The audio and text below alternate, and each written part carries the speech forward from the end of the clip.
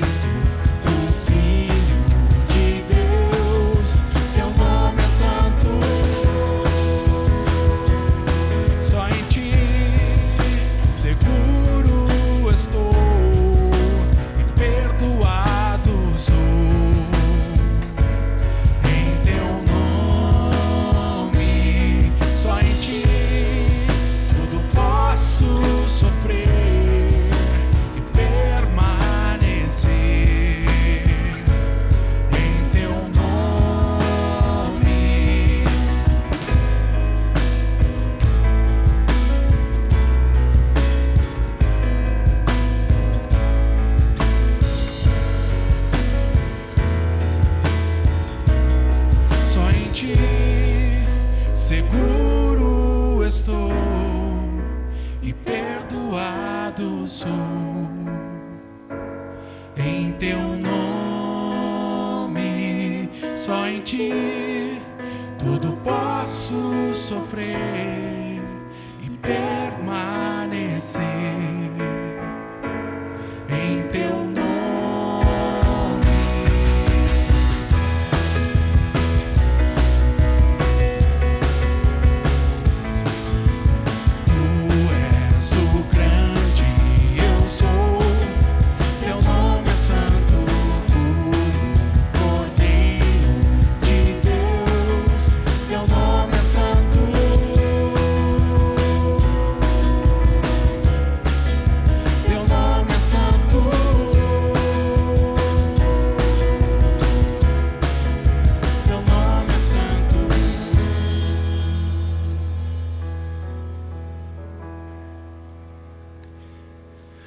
Nessa próxima música, eu quero convidar você a poder ofertar. Mas isso não é pensando na questão de uma instituição, pensando em pessoas, mas pensando no reino de Deus, no propagar do Evangelho. Há um exemplo muito especial, muito bonito nos Evangelhos, especificamente no Evangelho de Lucas 8, versículos de 1 a 3, que mostra uma série de mulheres que auxiliavam o ministério de Jesus contribuindo. Veja que especial. Eram pessoas que estavam engajadas com o ministério de Jesus, ofertando. Eu convido você, puxa, oferte. Faça com gratidão, com alegria.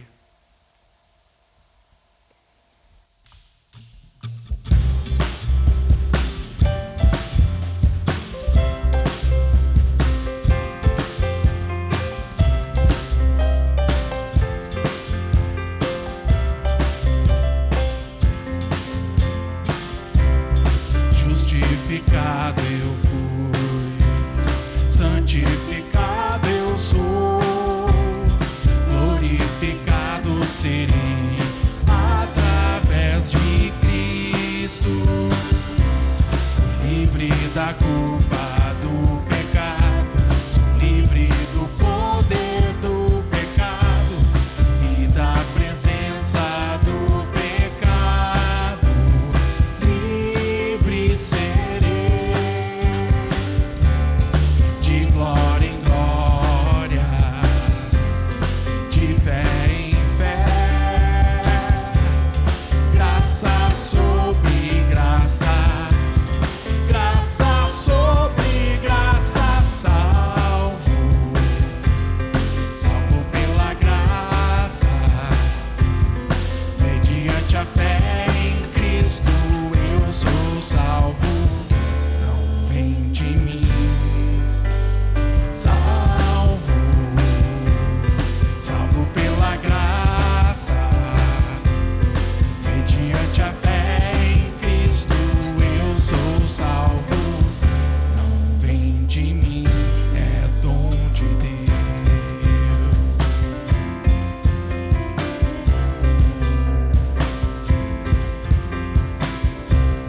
Justificado eu fui, santificado eu sou, glorificado serei através de Cristo.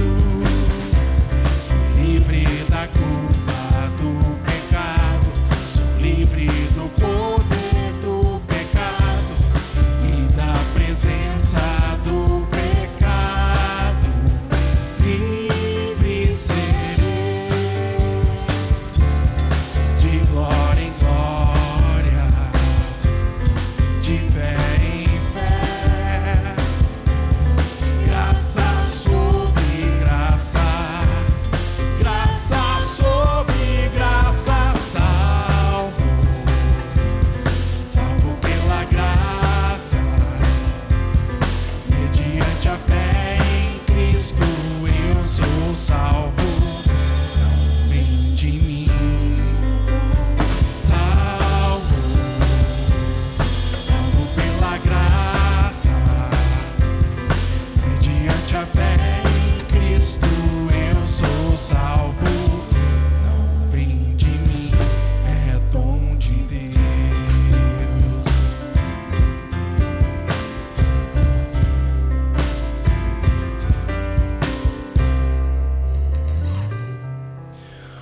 Obrigado, Senhor Jesus. Obrigado que o Senhor tem sido tão maravilhoso e tem nos sustentado, Senhor, graciosamente, de tantas formas que a gente muitas vezes nem se dá conta. Obrigado, Senhor. Muito, muito obrigado. E obrigado que nós podemos, assim, colocar ao Teu dispor recursos, como a gente pode ver no próprio testemunho, Senhor, da palavra, de pessoas que estavam engajadas, estavam cientes da necessidade, Senhor, de levar a boa nova. Nos ensina, Senhor, a colocar à Tua disposição, com gratidão, com alegria, para o Teu reino, Senhor, para que Ele possa ir avante, Senhor, para que Ele possa expandir. Eis-nos aqui, Senhor, eis-nos aqui, Pai. Em nome de Jesus que eu oro. Amém. Talvez algumas pessoas podem pensar que a vida com Jesus, a caminhada de fé pode ser um tanto quanto sem graça, ou um marasmo. Mas isso não é verdade. Na caminhada com Jesus nós temos até pausas, nós temos paradas, momentos para descansar, mas temos momentos de amadurecimento, de crescimento, de ritmo, caminhada, de vida. Como músico, eu não posso deixar de pensar em Jesus como um metrônomo. O metrônomo, ele é um equipamento que nos ajuda a manter o andamento da música, a manter o ritmo da música. Sem ele, o músico pode tanto desacelerar a música ou pode acelerar demais. Ele também ajuda a dar concentração em meio às coisas ao redor. Ele evita que a gente se distraia daquilo que está ao nosso redor. Jesus, ele vem justamente para que nós possamos ter vida em abundância. Para que nós tenhamos uma vida em equilíbrio também. E eu pergunto para você, e peço que você possa refletir durante esse tempo de culto, nós vamos ter a palavra daqui a pouco, de como está a sua vida, de como está o ritmo da sua vida, de como, ou que está dando ritmo à sua vida. Nessa música que nós vamos cantar, ela é uma confissão de fé, que diz: a minha fé e o meu amor estão firmados no Senhor. Convido você a declarar isso também.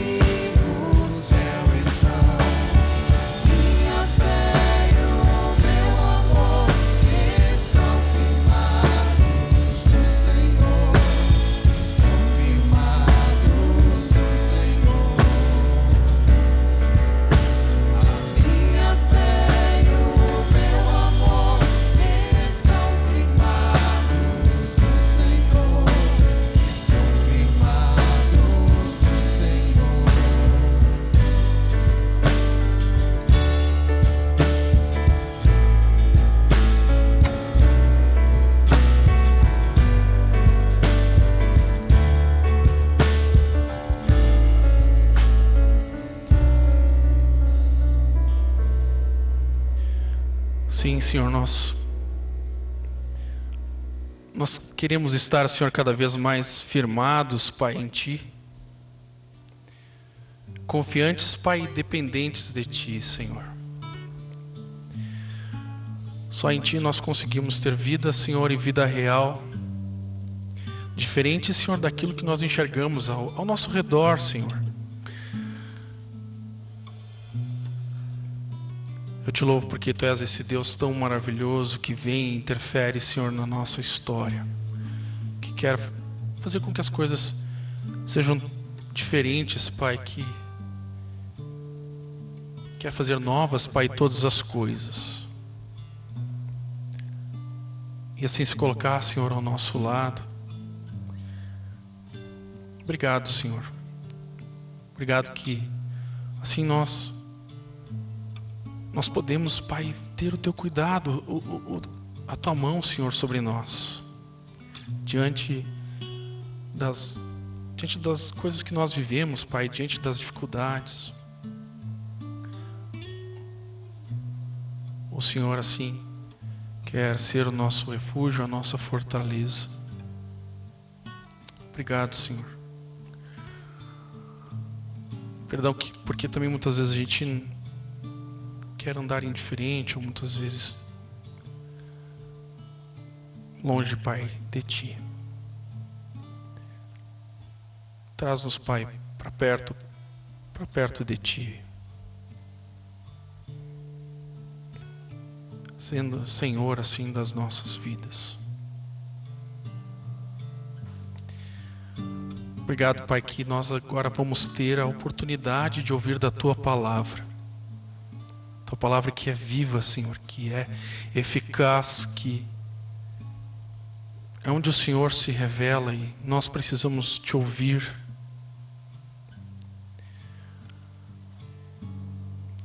Aquieta o nosso coração, Senhor. Hoje em dia é tão difícil, Senhor, é tão difícil tirar alguns instantes, Pai. E é o que nós precisamos para dar, quem sabe, um novo rumo, um novo direcionamento, Pai, para as nossas vidas. Fala conosco, Senhor, que a Tua palavra, ela possa ser como um bálsamo, Senhor, para as nossas vidas, que a Tua palavra, ela possa, sim, trazer renovo, Senhor, e nos desafiar, Pai, nos dando um olhar novo para as coisas, para os nossos dias. Fala, Senhor, fala conosco. Tu sabes que nós precisamos ouvir. E obrigado por isso. Obrigado por isso. Porque o Senhor sabe exatamente como nós estamos, onde nós estamos e aquilo que precisamos, Pai. Obrigado, Senhor. Em nome de Jesus que eu oro. Também Te agradeço, Pai, pelas ofertas ali. Obrigado, Senhor. Amém.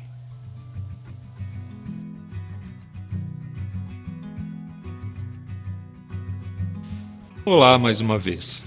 Que bom que nós podemos ter esses encontros na presença de Deus, em louvor, em adoração, em reconhecimento da autoridade de Deus sobre a nossa vida. Nós estamos em movimento. Quer nós tenhamos consciência disso ou não, nossa vida segue. Talvez, algumas vezes, eu ou você podemos ter a impressão de estarmos parados, estáticos, mas na verdade não. O universo inteiro está em movimento, em expansão. A Terra gira, as estações do ano vão se marcando. Nossa vida também continua em movimento. E diante disso, nós precisamos então dar aquelas paradas estratégicas para saber para onde, então em que direção. Nós precisamos nos reinventar, perceber a direção que estamos tomando e algumas vezes corrigir também a rota. E é para isso também que eu quero te convidar. Depois das paradas estratégicas que nós precisamos aprender a dar na nossa vida, nós precisamos também aprender então agora a manter o ritmo, a perseverar, a nos motivar a seguir adiante. E hoje, então, e também, se assim você permitir, tendo tempo para isso à disposição, diante de Deus, no próximo domingo, no próximo encontro que nós tivermos, nós também vamos continuar meditando exatamente a respeito disso. E para iniciar, eu queria citar uma frase que eu ouvi logo que eu comecei o meu ministério, poucos meses depois de ter sido ordenado. Um pastor, já que naquele momento estava quase indo para a aposentadoria, uma pessoa muito amada e admirada por mim, ela me disse: começar bem é fácil, difícil é terminar bem. Eu não sei se ele tinha noção do impacto daquela frase naquele momento e daquilo que geraria nos anos seguintes na minha vida. Mas, de fato, essa frase tem motivado muito do meu próprio ministério, quando sempre de novo eu tenho me perguntado o que significa, então, terminar bem. O que significa caminhar com Jesus. Porque esse é um projeto de longo prazo, é um projeto para a vida inteira. E não tem apenas a ver com o meu ministério, o ministério ordenado, ou eu como pastor. Não, isso tem a ver com vida de fé. Isso tem a ver com um sentido de vida, isso tem a ver com um propósito para a vida inteira. E quando eu penso sobre isso, então eu me lembro que isso tem a ver com ritmo, com manter um certo ritmo. E se você já aprendeu a dar as paradas estratégicas, então agora eu quero te convidar a aprender a manter o ritmo, a dar esses passos na direção correta, mantendo o ritmo. E uma das palavras mais desafiadoras que eu vejo no Antigo Testamento, quando eu olho para essa questão de manter o ritmo, é uma resposta que Deus dá a alguém que está desgastado, cansado, desalentado. A resposta que Deus dá a Jeremias, quando ele, reclamando até do seu ministério, ele sofre uma tentativa até de conspiração, quem sabe até se sente com a vida ameaçada. Jeremias vai para a presença de Deus reclamar, clamar, vai fazer o que ele faz com bastante frequência, lamentar diante de Deus, e não é à toa que ele escreve depois um livro exatamente com esse título. E diante dessas lamentações, Deus olha para Jeremias, que está cansado, desalentado, lá no capítulo 12, versículo 5, e Deus olha para ele e responde para ele, então, uma palavra animadora, dizendo: Jeremias, se você está desfalecendo, correndo com aqueles que vão a pé, como será quando você correr com aqueles que vão a cavalo? É uma palavra interessante, porque em vez de Deus acolher o lamento de Jeremias, Deus diz: tá, Jeremias, mas você só está correndo aí ainda com gente que está correndo a pé. Mas vamos dar uma olhada, vamos mudar essa perspectiva. Como vai ser a sua vida quando você começar a correr com aqueles que vão a cavalo? O referencial para a vida, o ritmo que você está imprimindo à sua vida. Vamos dar uma olhada nisso, então. Eu acho fantástica essa resposta de Deus para Jeremias, quando ele começa a cansar, quando ele começa a desanimar, quando ele começa a desfalecer. É uma palavra motivadora, na verdade. Ela motiva a perseverar. É triste saber que essa palavra perseverança, ela cada vez está mais longe do nosso vocabulário. Ela praticamente nem existe, ela nem chega mais aos nossos lábios. As gerações mais novas nem a conhecem, a não ser aqueles que têm alguma familiaridade com uma tradução mais antiga, talvez, da Bíblia. E em alguns outros textos mais antigos e poemas aparece a palavra perseverança. Mas é isso mesmo, esse perseverar, seguir adiante, continuar o ritmo, manter o ritmo da caminhada. Porque se você está cansado nos primeiros 100 metros, como vai ser no restante da maratona? Porque vida de fé, vida cristã, ser cristão, é uma maratona bem longa. E é necessário um bom fôlego para chegar ao final. Como eu disse, talvez usando uma outra metáfora, ela é um projeto de longo prazo. E nesse projeto de longo prazo, existem momentos de reafirmar e reimprimir um ritmo na vida. O Evangelho de Mateus, ele vai nos narrando como Jesus mantinha esse ritmo, mesmo sofrendo perseguições e uma crescente oposição. Para o Evangelho de Mateus é que eu convido que você possa me acompanhar. E lá já nos primeiros capítulos do Evangelho, nós percebemos que antes que Jesus tenha feito qualquer coisa, ele sofre uma grande oposição. Antes de agir, um rei se sente ameaçado por Jesus. Jesus não havia feito nada. E esse poderoso rei Herodes determina a morte de todas as crianças da vila de Belém, tentando eliminar Jesus, porque ele se sentiu ameaçado. A família de Jesus, José e Maria, já tinham se refugiado no Egito, segundo Mateus capítulo 2. Essa é a primeira oposição que Jesus, então, sofre. Depois, quando Jesus vai iniciando o seu ministério, no capítulo 4, então existe uma oposição ferrenha, porque o nome daquele que vai se opor a Jesus nos é conhecido, mas não traduzido, que é o diabo, Satanás, aquele que acusa, aquele que agride. E é então no capítulo 4 ali que nós vamos percebendo Jesus, mais uma vez, experimentando uma oposição que procura, que tenta, a tentação procura levá-lo a mudar de rota, procura fazer com que ele seja impedido de agir segundo o propósito do seu ministério. Se nós vamos acompanhando, então, assim, esse folhear, esses relatos do Evangelho de Mateus, nós percebemos que Mateus é aquele que mais nos apresenta Jesus experimentando oposição, experimentando dificuldades no seu ministério, experimentando perseguição, experimentando ameaças de vida. E vez após outra, é isso que acontece na tentativa, parece, de ir pressionando Jesus, cerceando a sua experiência com aquele a quem ele chamava de Abba, Pai. De pai amado, pai querido, para dentro da relação a qual ele mesmo nos insere, então. Tudo ao seu redor quer de alguma forma impossibilitá-lo a viver isso. E depois, então, do Sermão do Monte, como nós conhecemos, Mateus 5 a 7, isso fica, então, nítido que ali há uma, agora, apresentação de um programa, o que Jesus veio realmente estabelecer, e tudo ao seu redor começa a tensionar aquilo que Jesus é. Tensionar aquilo que Jesus veio para fazer. Então, quando por um lado há essa tensão, por outro também há uma multidão que vai se aproximando de Jesus, conforme nós vemos no Evangelho de Mateus, dizendo que as multidões também ficavam admiradas do ensino de Jesus. E não é à toa, então, que lá pelo capítulo 8, Jesus coloca a multidão à prova. Porque, de repente, existem muitas pessoas ao redor dele, mas parece que poucas dispostas a vivenciar o que ele está propondo. Então ele coloca realmente essa multidão à prova, para que ela não seja apenas peso morto no seu ministério, que não o impeça o ritmo que é necessário que ele imprima no seu ministério, como nós sabemos, bastante breve.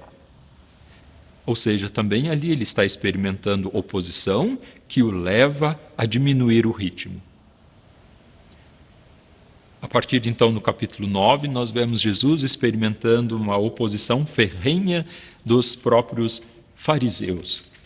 Os líderes morais, os líderes, a autoridade moral da sua época.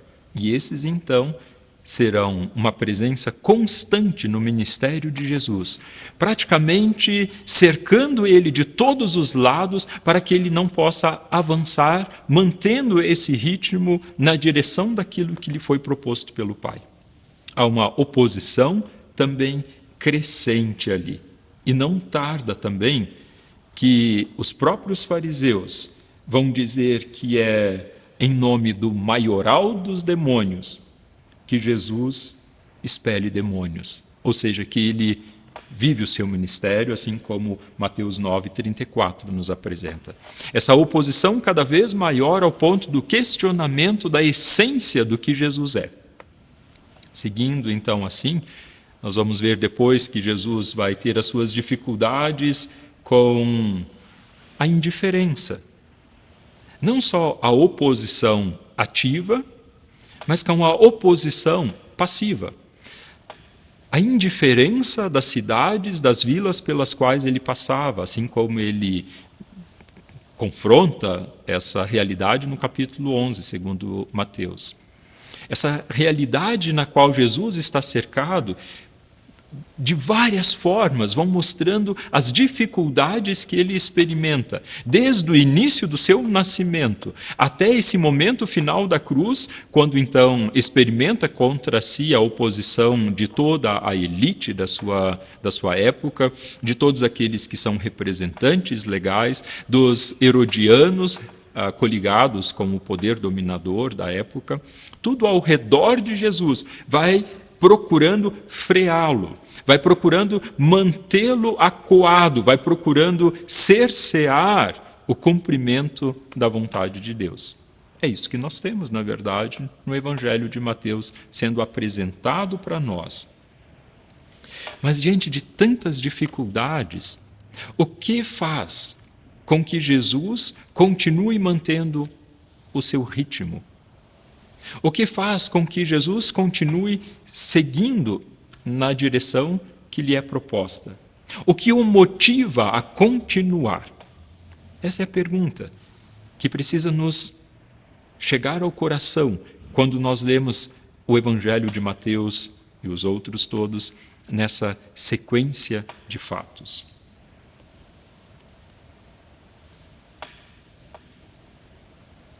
Mateus está nos mostrando que Jesus tem um grupo de pessoas ao seu redor que está se aproximando dele, que está conhecendo o Evangelho, que está caminhando com ele.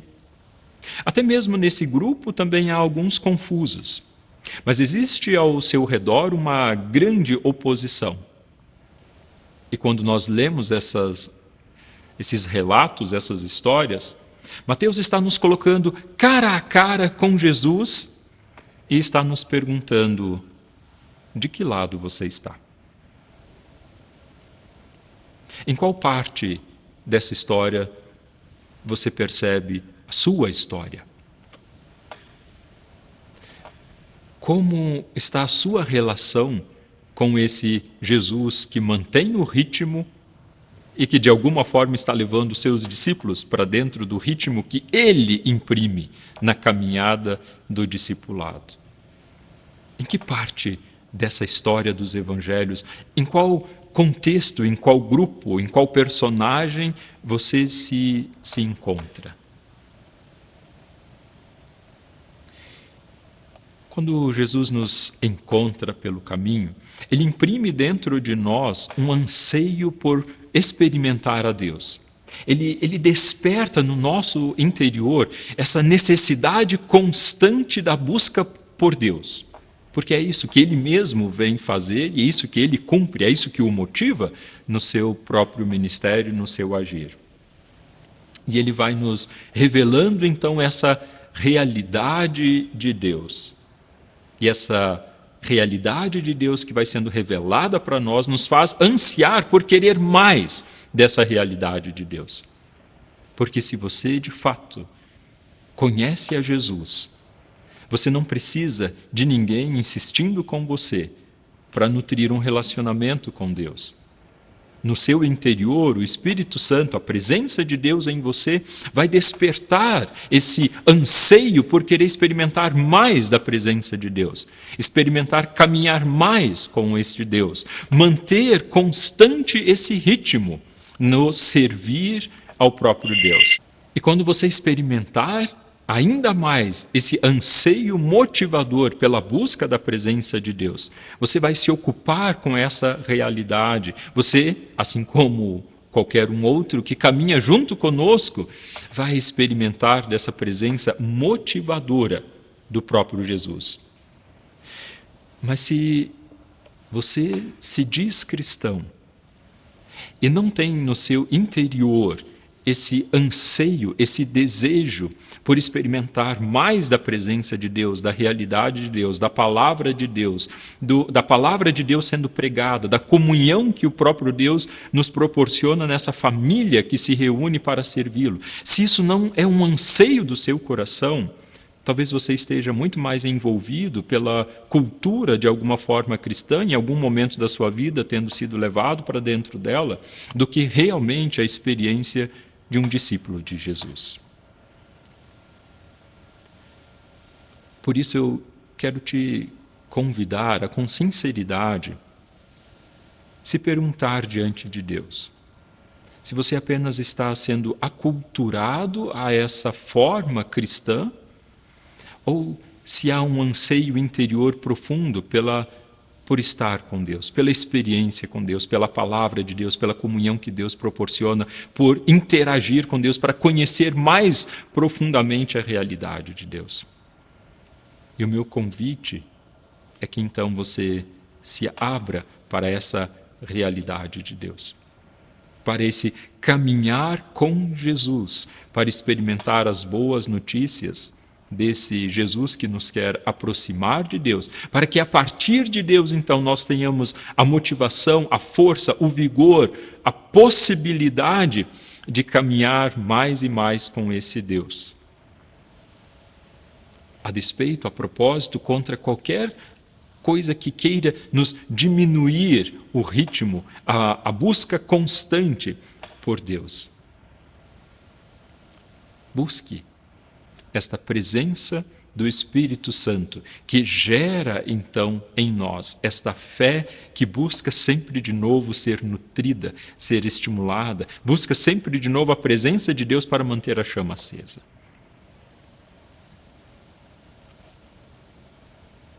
Miqueias 6:8 nos lembram como um resumo o que Deus espera de nós.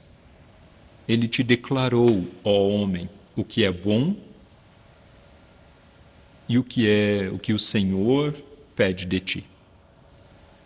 Que pratiques a justiça, ames a misericórdia e andes humildemente com o teu Deus. Quais os impedimentos para que nós mantenhamos o ritmo na nossa experiência com Deus? O que nos impede a perseverança, a buscar com perseverança terminar bem a nossa corrida, terminar bem mantendo esse ritmo? Talvez seja a falta de confiança em Deus.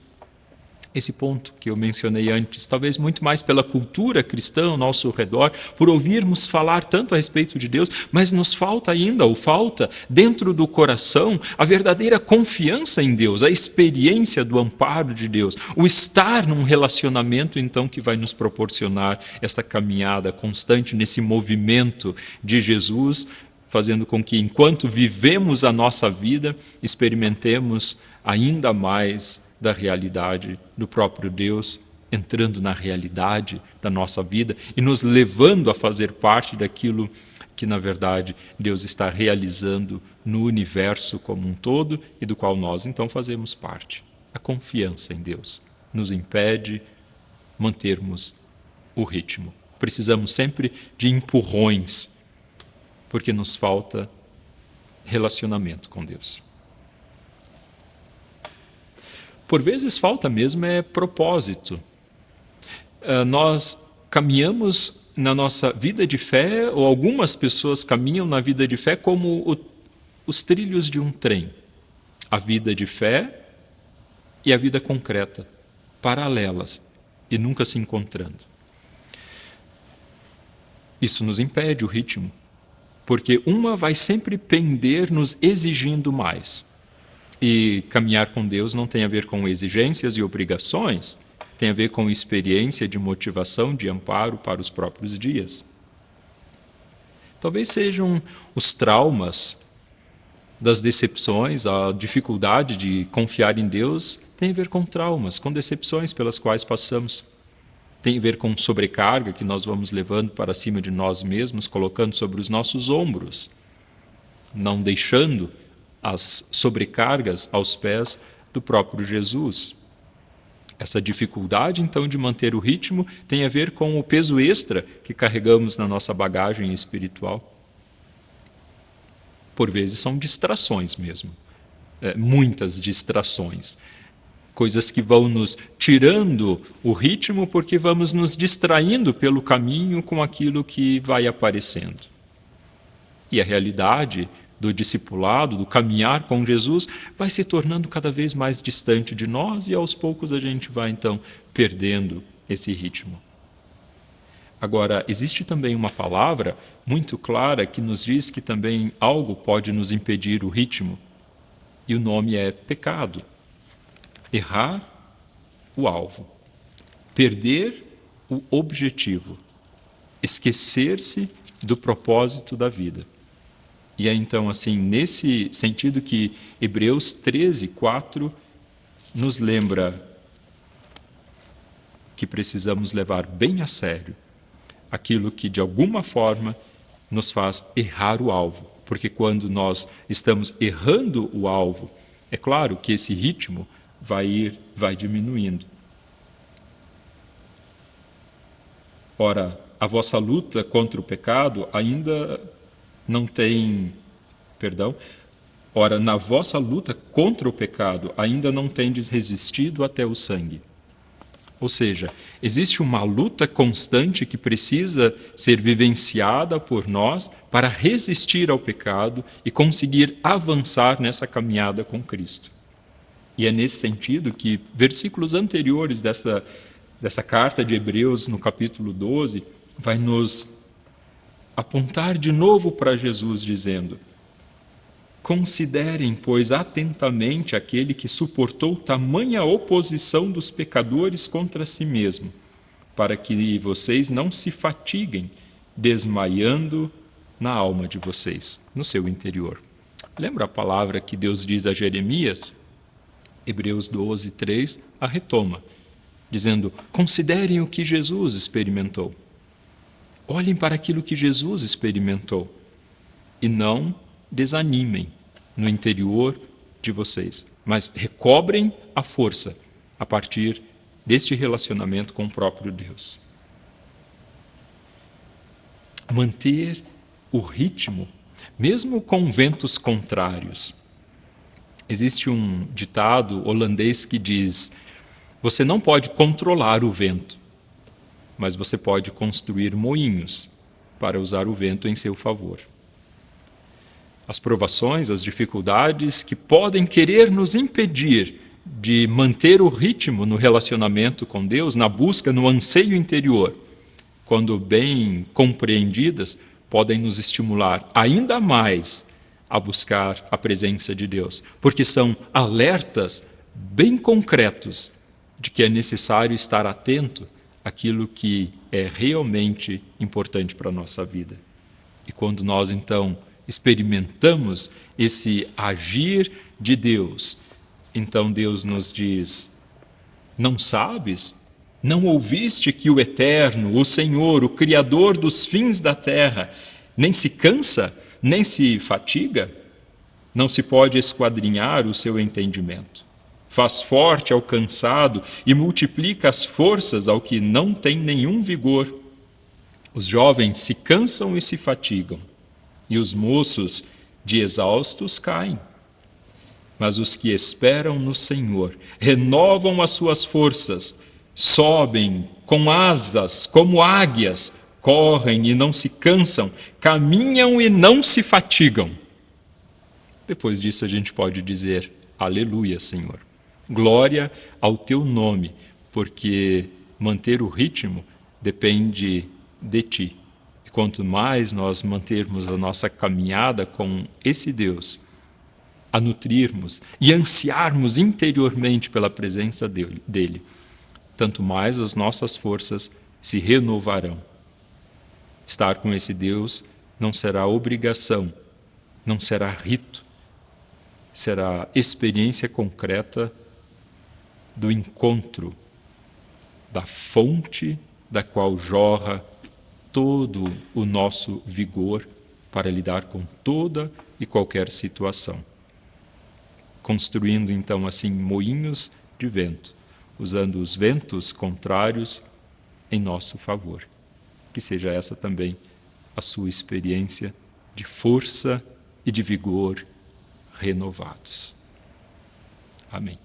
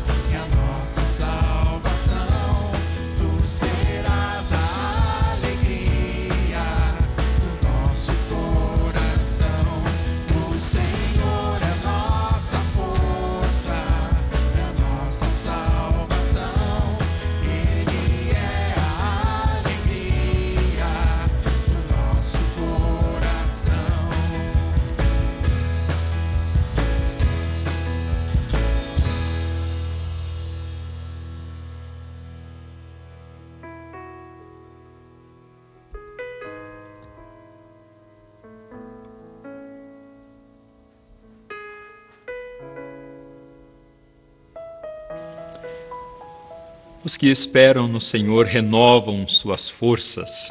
Essa é a palavra de Isaías 40, que é promessa para nós e pode se tornar experiência em cada novo dia da nossa vida.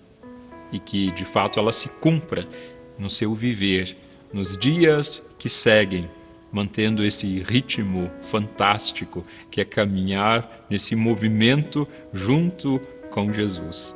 Que o Senhor assim te abençoe, que o Senhor te guarde, que Ele faça resplandecer o rosto sobre você e tenha misericórdia de você, que sobre você o Senhor levante o seu rosto e que Ele mesmo te dê da sua paz.